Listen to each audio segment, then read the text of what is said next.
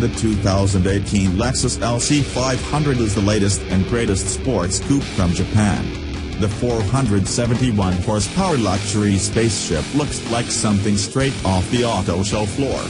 Few cars have made the transition from concept to production with so little change, and unsurprisingly, the LC gets plenty of attention. While sports cars are great on winding roads and flat out around a racetrack, the compromises in pursuit of performance can show when you actually try to live with one every day. That said, a car that pulls at your heartstrings can be forgiven for a lot. Senior Green editor John Snyder said, "On my night with the Lexus LC 500, I was tasked with picking up my toddler, Wolfgang, from daycare. I wondered if I'd even be able to shoehorn the child seat into the coupe's tiny rear row. I moved the front passenger seat up as far as it would go and folded it forward, unclipping the seatbelt from the shoulder strap holding it in place. I was able to get the child seat in its rear-facing position. My son's not quite 2 years old, and was happy to see that the LC had latch brackets, which made installation a little easier.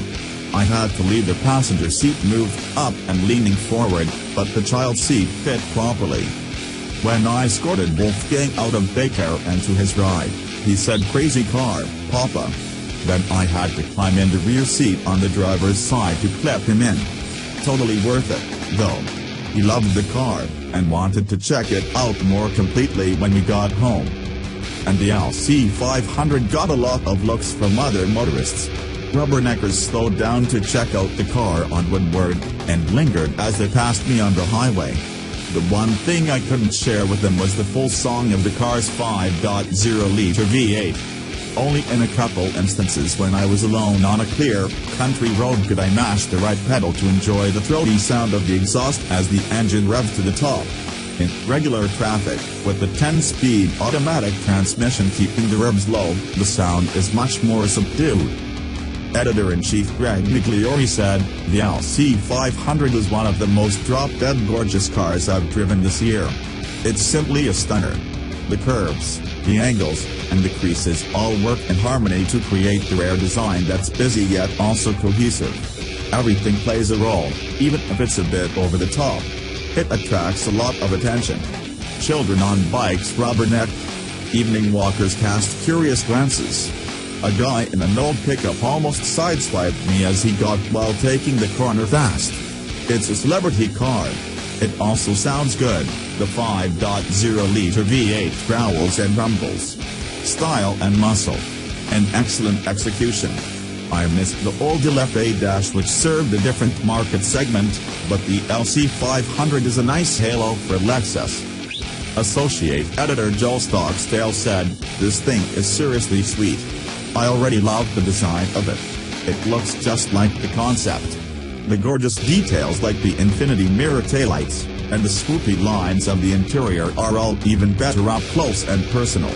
I noticed cool touches that I hadn't before, like the lights for indicating the locks, rather than actual tabs or buttons.